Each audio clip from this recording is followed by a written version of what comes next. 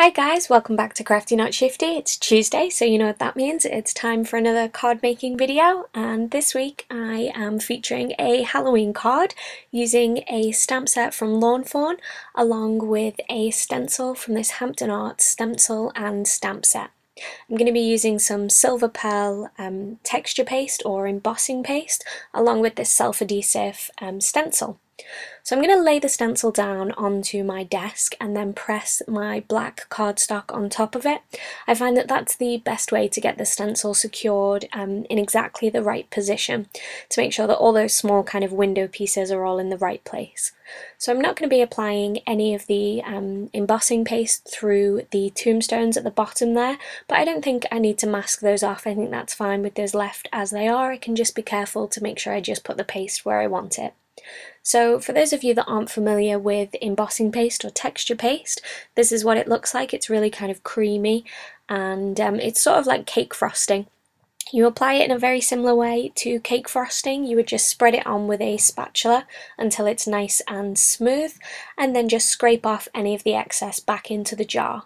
One thing that you want to be really careful of when you're working with embossing paste or texture paste is to be sure to clean off your tools really quickly, because once this paste dries it's really difficult to take that off your craft mat, your stencil or your spatula. So one really good tip is to have a bowl of water next to you that you can just dump all of your items in, and to wipe off the excess with a baby wipe, as you've just seen me do there. So I'm just going to peel up this stencil really carefully. It's nice to have the self-adhesive stencils because it just means there's less chance of it shifting while you're working. And there we have it. How cool is that? So I just wanted to add a little something extra to the bats, so I'm using the Stickles Fine Glitter in black, and I'm just going to sprinkle some of that over the bats that you can see kind of surrounding the haunted house. So I'm making sure to do this while the paste is still wet, to be sure that it sticks just on those bats, and I'll tip off the excess onto this piece of just kind of scrap paper that I've got underneath and pour the rest of the glitter back into the bottle. So it just applies a fine coat of glitter, and I missed a little spot there, so I'm just covering that back up and tapping off the excess, and I'll set all of that aside so the texture paste can completely dry and the glitter will be permanently stuck inside. So while all of that's drying, I'm going to get to work on the stamping. So as I mentioned, I'm using the Lawn Fawn Booyah stamp set. This does come with dies, but I'm not using them today. I'm going to be doing some masking. So I'm taking the witch's hat, the Bride of Frankenstein hair and the Frankenstein hair, and I'm going to stamp those with Memento Tuxedo black ink. I'm just positioning those down on a piece of white cardstock, and I'm going to use my stamp press to pick those up and stamp them down.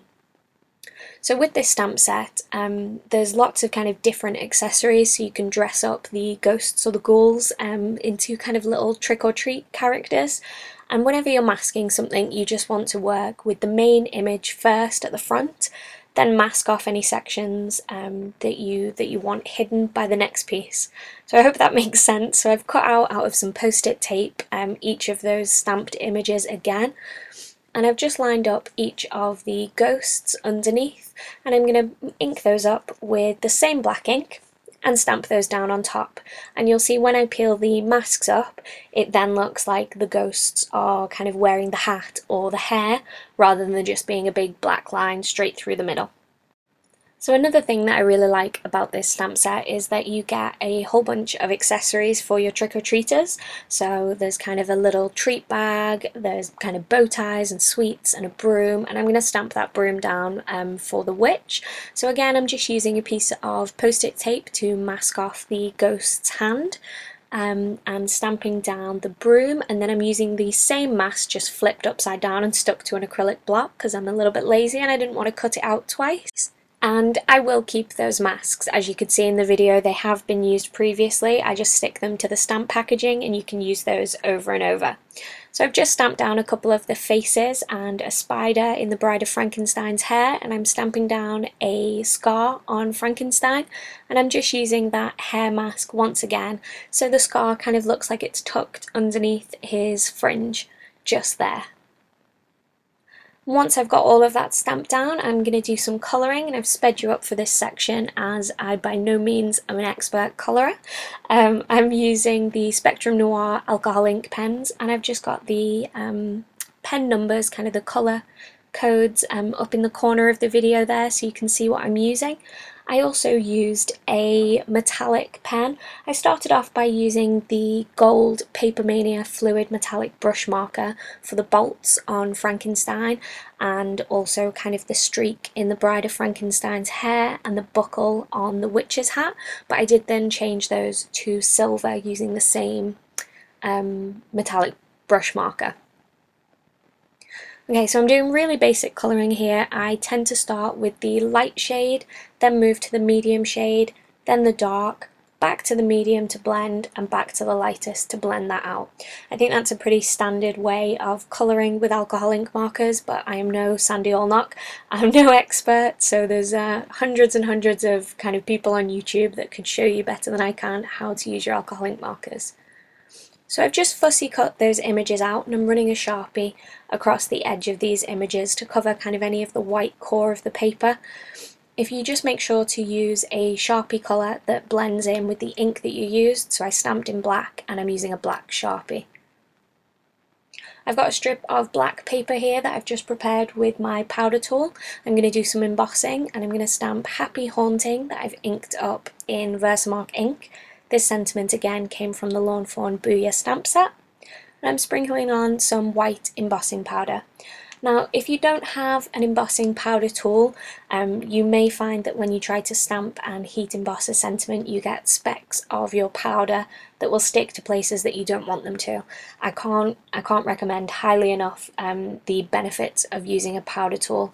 I've had mine for probably about 12 months now, and it's showing no sign of wear and tear. There's still plenty of powder in there, so they're definitely worth the investment. What you just saw me do there was get rid of any of the excess powder tool that was left on the black cardstock by wiping a baby wipe over the front. So I've cut down the black panel with the haunted house on top. I've cut that down slightly and stuck it onto some silver cardstock, and I'm just using some 3D foam dots to pop up each of the ghosts and also the sentiment. So I'm just using the sentiment there to figure out the placement of the middle ghost. And then I'm going to stick down the other two either side and finish that off with the sentiment. I've cut that down and rounded the corners using a corner chomper. And then I'm going to stick the whole panel to a 4 1/4 by 5 1/2 side folding note card. So just before we're finished with this card here, I wanted to mention that my YouTube friend Justine currently has a 13 Days of Halloween series over on her YouTube channel, so I'll make sure to pop a link in the link section below. So be sure to head over and check that out. Thank you so much for joining me today, and I will be back next Tuesday with another card making video. And if you can't wait till then, you can see more from me on my Instagram, Facebook or Twitter by searching @CraftyNotShifty. See you again soon.